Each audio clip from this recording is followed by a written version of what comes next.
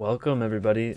This is A4K Crypto, and if you're watching this video, it's probably because you're interested in wondering what is the value of crypto and why are all these crazy lunatics making all this money and I don't know anything about it. So I wanted to make this video explaining to people who maybe haven't done anything with cryptocurrency before and they want to learn more about it. And I think the most important thing to understand is to go back in time and understand what is money and what has it been in the past and how it changed in the past and why. Because once you understand that, then the transition to a new form of money that may or may not be better starts to make more sense. Some people growing up these days just started with the fiat dollar and they've never known any other currency and how others have been worse before it. So I've got some stories to cover to help you understand the potential value of cryptocurrencies and how they may impact the world as we know it today into a totally different paradigm in the coming years. And there's lots of value about knowing this stuff earlier than other people because then you can have a larger piece of the pie. So, let's get started.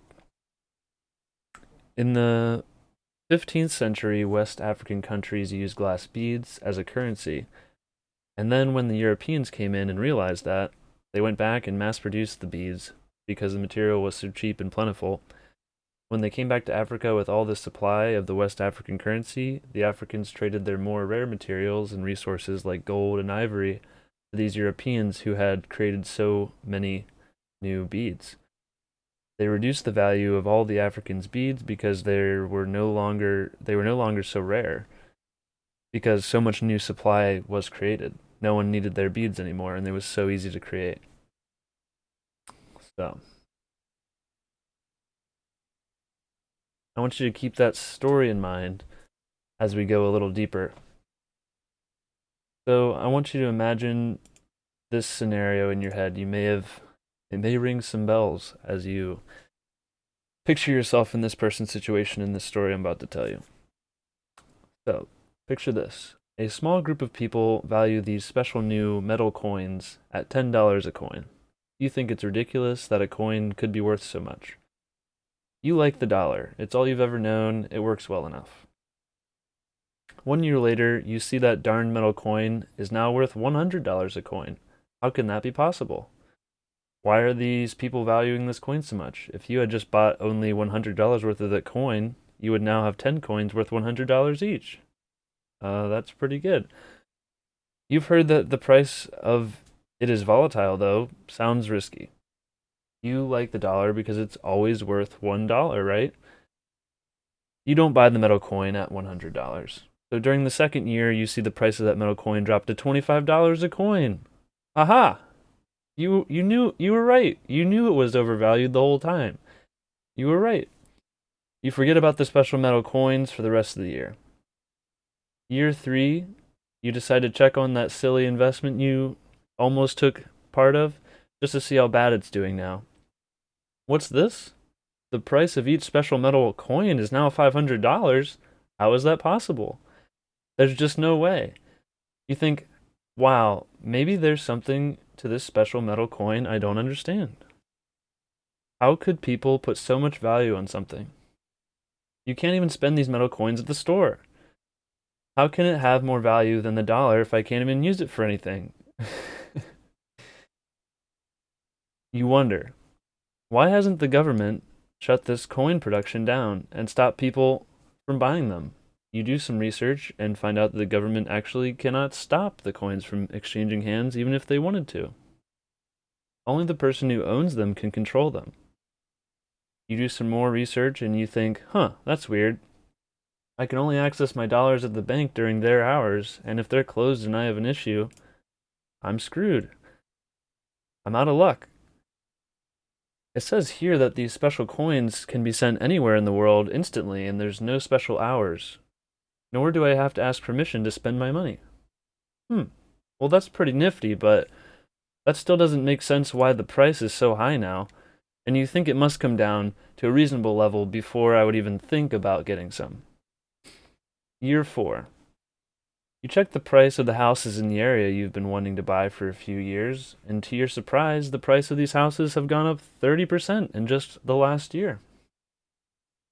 How am I ever going to catch up to these rising prices, you might think? I guess I could get a second job or overtime at my current one, but my wages haven't gone up 30% this year.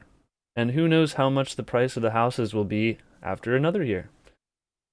You decide to check how those darn special coins are doing, and you're baffled at what you find out. The price of each coin is now $1,500 each. So that means if you put in just $100 when you heard about it at $10 4 years ago, you'd have $15,000. Imagine if you had bought more. That $10 special coin appreciated 150,000% in 4 years. Some people must find these coins extremely valuable. Or maybe the value of my dollars is just getting lower each year since I'm only able to buy less with each dollar every year. Maybe it's a mixture of the two. Why does the value of my dollars' buying power go down? Each year, houses seem to get more expensive in dollars. You do some research and you find out the Federal Reserve actually tells the government how much currency to mint each year. Trillions and trillions of dollars getting minted, and banks can borrow this new money for almost free to lend out based on their reserve ratio. If the ratio is 10 to 1, then they can get loaned a free 0% interest rate loan from the government of $10 million per $1 million they have in reserve.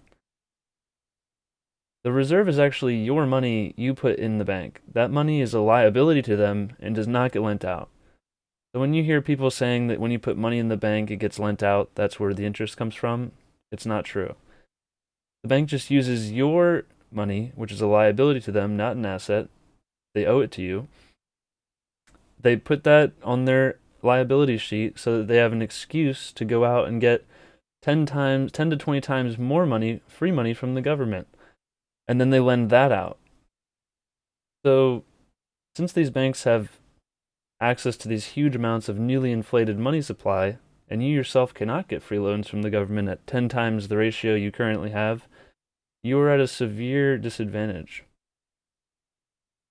to those who have access to that money of the new supply that comes out.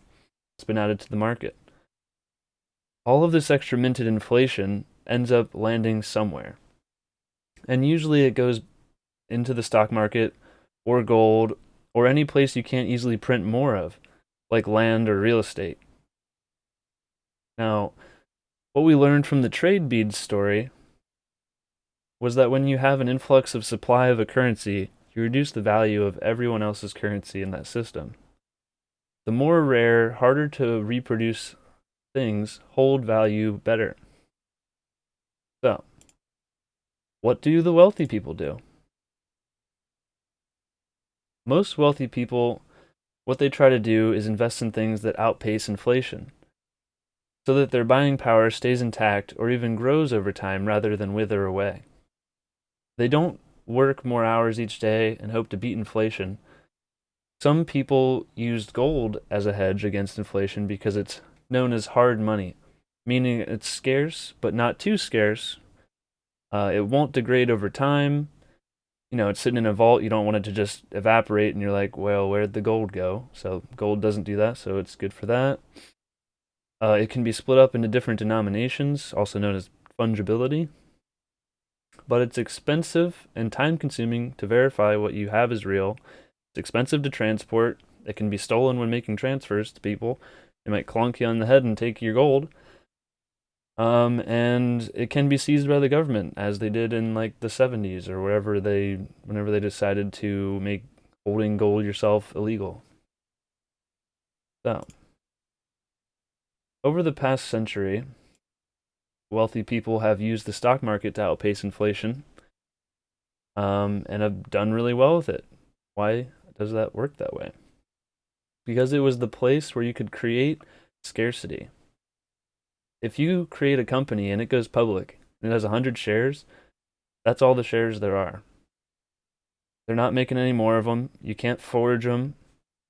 So people can value the shares however they please. The vast, vast, vast majority of profit from buying shares in a company is from selling to the next guy buying higher.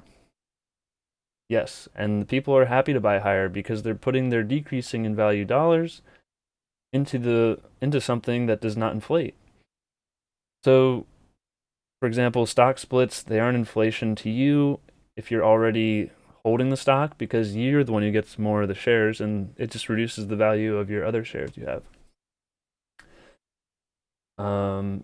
It's only done in order to entice investors if the price of the stock gets too high. That's literally why they do stock splits. So let's go here. Now you might think, Colton, that sounds like a scam. People just buying higher? Isn't that the greater fools theory? Well, I think it's a little wrong to be calling these people who are making the most money greater fools. If you look and see the stock market, it's at all-time highs. Cryptocurrency, all-time highs.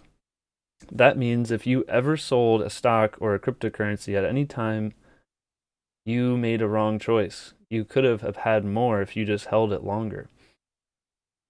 So, that's that's the thing is buying higher has been one of the most profitable activities for a long time. You might wonder, well, why do people put so much value on these stocks? It's because at some point in the future, the company could stop reinvesting in itself and pay dividends to the shareholders with the cash flow of the company. But the companies have no incentive to ever do that. And I'll tell you why. Amazon has never had a dividend for 30 years, been around like 27 years. And investors wouldn't want this dividend either because that means it's not being reinvested into building the company and getting even larger. If you owned Amazon stock, even though you get no payout per year, there's no dividend, people are still buying them. You make 32% a year in appreciation of your stock, which you can only realize after you sell it, but 32% a year is way better than inflation, or than getting diluted by inflation. And so you're making 32% a year in appreciation by holding the stock, even though you're getting no dividend payout. Now, the market understands that future profitability is worth so much that you can just lose money now because you're buying more money in the future. You're not really losing money, you're just shifting the making of the money from now to the future at a large amount, like a discounted cash flow. Amazon makes tons of money. They could just reduce their advertising budget and reduce their R&D budgets and just sit on what they've got and make huge bank, but they'd rather multiply what they've got and reinvest it into the future to make more later. Now, if you buy a stock and it's making a consistent 20% a year, that's an amazing return. A hedge fund manager making that per year would be toasting and partying and drooling all over each other at a party over that kind of return. Now, cryptocurrency is the next evolution of scarcity. For people to park their dollars, they want to appreciate and be worth more dollars in the future. Because we solved digital scarcity with blockchain technology that's been around over 10 years. So one of the great things about it is it allows us a quick, verifiable way of knowing if something is legitimate or not, unlike gold. We can decide the rules for who gets a share of the new supply entering the system, and that's fairer. It's instantaneous to transact with anyone around the world and cheap to move it and cannot be stopped by the government or anyone for that matter. We have created the most sound and useful store of value in the world. There are many cryptocurrencies because it's easy to create a simple one. You can create a new cryptocurrency on the blockchain in less than 5 minutes. So that makes people think, well, they're not rare because you can create so many of them. Well, they're all different things. But once you realize what actually matters in a good store of value, you're able to trim down all of the junk ones and you can come to a conclusion of what's the best one. And usually you can figure that out by its performance. So some appreciate much faster and higher than others. This is based on the underlying mechanics of each coin, like what is the inflation per year and who gets it? Is it more or less secure? Do a few or a lot of people know about it? These are a lot of questions you need to ask whenever thinking about getting into any particular cryptocurrency.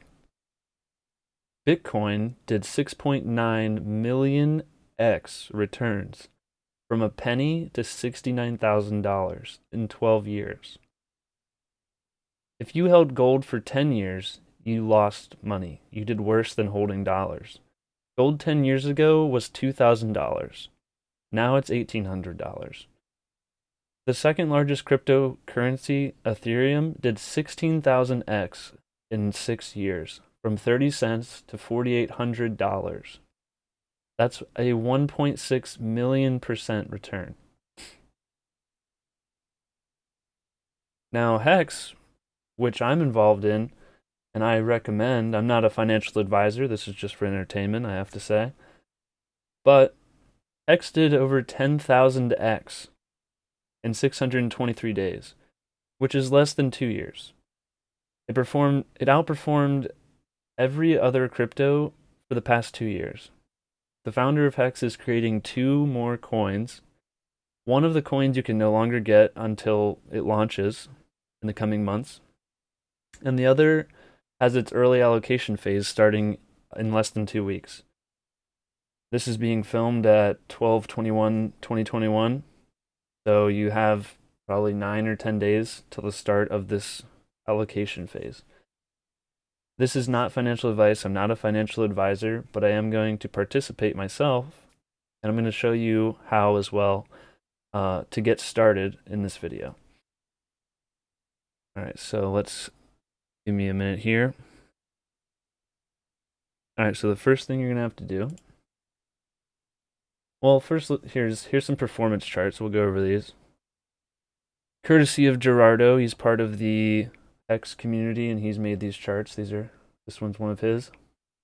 But as you can see, the pink line is the performance of Hex versus Ethereum and BTC. Those are the best performing crypto coins in history. And since this is the best performing asset class in history, doing better than the best performing assets in that class means we are the highest performing asset in history, as far as I'm aware. Someone knows a better one, let me know, So as you can see, we're reaching higher returns faster, at a faster rate than Bitcoin or Ethereum ever did. So what does that means? We may capture that 6.9 million X in a shorter amount of time. That's awesome. So that's a cool chart for showing like Hex compared to the best other competitors. And to beat these amazing returns of these other cryptos is a feat in itself. Like, I don't even know if there are other cryptos that have ever done this at any point. So the founder, Richard Hart, and upcoming opportunities. So Richard he's the creator of the Hex cryptocurrency. It did 10,000x in 623 days. A few more projects coming out. Yeah, I already said that. All right. So, if you want to get started and you've never dealt with crypto before, you have no idea how to get started, then you can follow along here. You can ask questions in the comments or message me on Twitter at K4K if you really need some more help. And I'm going to release another video in the future as well for the final step. After these steps, I'll show you for whenever the allocation phase does pop up at the end of the month. So as long as you finish all these steps, then you'll be ready and primed to get into that allocation phase, which we could see possibly 10,000x returns in around 2 years' time. So if that interests you, then follow along. So you can read what's on the screen, but I'm also going to do a little tutorial. It's going to be not super every step, but if you have any questions, feel free to send me a message or something. All right. So first things first is you make an account at Gemini. Okay. So you would type in Gemini.com in the upper left. Gemini.com. You click on Get Started. And then you're going to put in all your information and stuff, but I'm not going to do that. I'm already logged in. All right, so once you make an account, you're going to, first thing you should do is click Account up in the upper right. I'm not going to click it now because it reveals information, but you click that, and then you scroll down a little bit in the middle of the screen, and it will show you Active Trader or this other option. You want to pick Active Trader. It reduces all of your fees in the system if you're using Gemini. Coinbase works too, but I recommend Gemini. Next thing you're going to do is click on Deposit into Gemini. And then there's some, basically you select your currency, and so you're going to deposit US dollars. So you would pick USD. I'm not going to do it here, but you would pick USD, and then you set up your bank, you connect your bank, and then you can wire money into the exchange from your bank. All right, and then once you have money in the bank account or in this account, you can buy Ethereum, and the way you do that is you just go back. Like after you did the wire money thing, you just select the currency up here, you pick ETH USD, and then over here on the left, you would change this to market order, which means you just buy it at whatever the price is. I don't think if you're buying a large amount, like $10,000 or more, then you might want to set a limit order instead at the price that you'd like to be filled. But market should be fine for anyone under like 5,000 or even 10,000 is probably fine. And then so you just set your price, how much you want to buy, and then you just click buy. You confirm it. Okay, so then the next thing after you have, you got your Ethereum, it's in your Gemini account. The next thing you're going to do is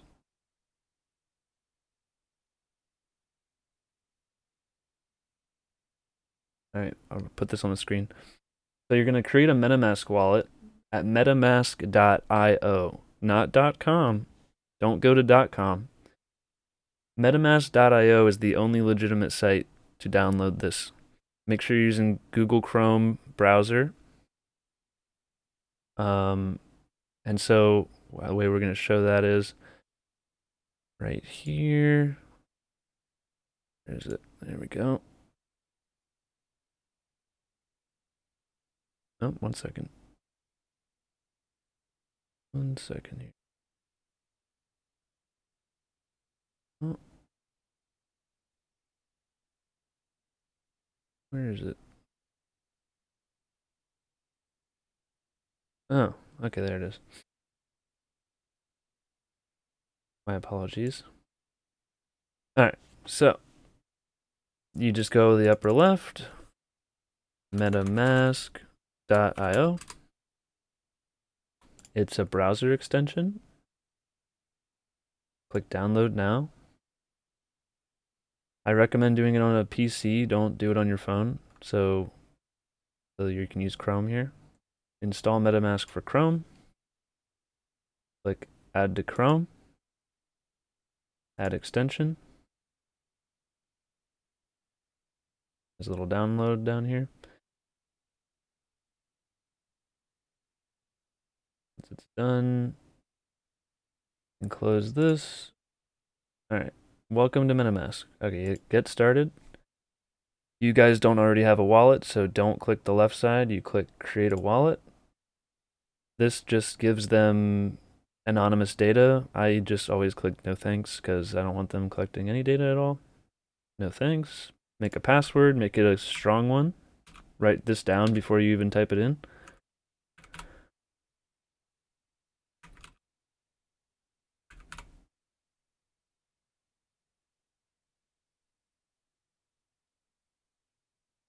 You can watch this video if you're new. We're just going to hit next. Now, this is probably the most important thing about crypto security. You're going to reveal these words. I don't care about these words. Do not ever show anyone these words. This is how you completely control your crypto and how you only have access. If someone else knows these words, they have the same money control as you do. So what you do is when you're doing this, you get a pen and paper, maybe you write it down several different times, all of them in order. And then you can hit next. But I'm going to hit remind me later because I don't want to have to do that right now. And then it makes you write it, like kind of click them back in order again to prove that you have it in the right order. Because you'd hate to have it wrong in like a year when you go to check it. So they make sure it's correct. So now you have a MetaMask wallet. It costs nothing to set up. Now up here is at the top is where you can get your public address. This can be shared with anyone. No one gets your money if they have this address. That's why it's so easily copyable here. Now this is the address that you want to click. Now it's copied, and then you would go back to Gemini, and when you're in here, you hit transfer, and you would hit withdraw. Here. Withdraw, because you're withdrawing your Ethereum from the exchange.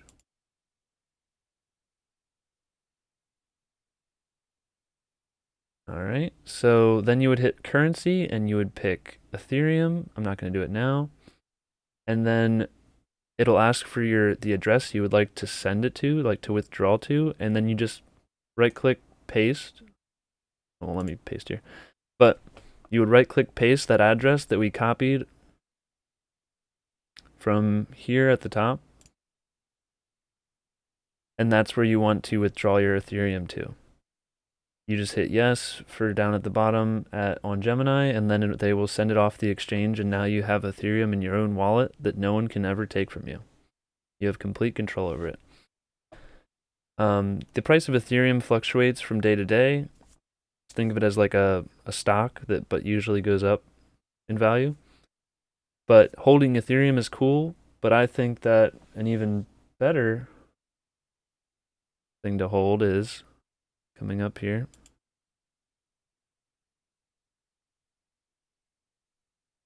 The next thing is to get yourself some Hex, the best performing asset in history. So we are going to go to our MetaMask, or however we have it opened here. And we're going to go to open a new website. We're going to go to ETH, so ETH, hex.com. Now when we go here, this is what the UI looks like. Bigger for you. You hit connect wallet. You hit MetaMask. Connect. Now you're connected. Your balance of Ethereum that you've sent to your wallet will be here. So if you have $1,000 worth of Ethereum, that would be about 0.25 of Ethereum right now. So you'd have 0.25 Ethereum, that's like $1,000. And then, so you would put this in here, and that would tell you how much Hex you would get. And then you would hit this button, which will say like buy now or trade. And you click that. And then what will pop up in the upper right from your MetaMask, it'll say, do you want to confirm this transaction? And it's going to cost you a little bit of Ethereum to make that purchase. So if you only had 0.25, you might want to do 0.22 ETH because you need some Ethereum always in your MetaMask wallet. Otherwise, you can't send any transactions. You'd have to send more ETH to your wallet from like Gemini or something like that. So use 90% of your ETH to buy Hex. And then once you've done that, you're done it. You're holding the fastest appreciating currency. That's it. That's all you got to do. Now, if you're interested in that new opportunity that's coming up, that I think is going to do very, very well. Now, I'm not a financial advisor, so you're not doing this because I told you to, or this is just for entertainment. This is just letting you know how to do it. Stuff that I'm going to do. This is just entertainment for my own self. So, always do your own research, of course. Let me show you this last slide here. So yeah, the next opportunity is the Richard Hart project that's coming out that you still have a chance to participate in. So by the end of the year, the allocation phase will start, and what will happen is you can send your hex to an address, and I'll make a video on how to do that. It's not going to be in this video. It'll be whenever that phase has started, so that everyone has a chance to get all their hex in their wallet, and they're just waiting for this phase. And you're going to send your hex to this address, and then you will get allocation whenever that project launches in the next coming months. And not very many people know about this, so anyone who gets in at these early levels, like people did for Ethereum and Bitcoin, they saw meteoric rises in value. So it's going to be volatile, but I think getting in at the ground floor beats getting in at any other price. So if you guys are interested in that and you like this video, feel free to like, comment, and subscribe. But I hope this helped you guys understand the value of crypto and how to get access to the best one on the market right now. Anyway, I got some more other content coming out too, guys. This was more for anybody who's new to crypto. This is a video you can show to other people, and hopefully it makes it clear the value of cryptocurrency in general.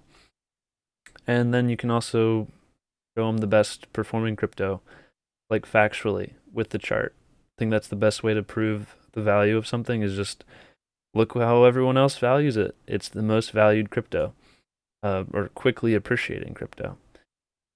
Anyway, thanks for watching, guys, and see you in the next one. Peace.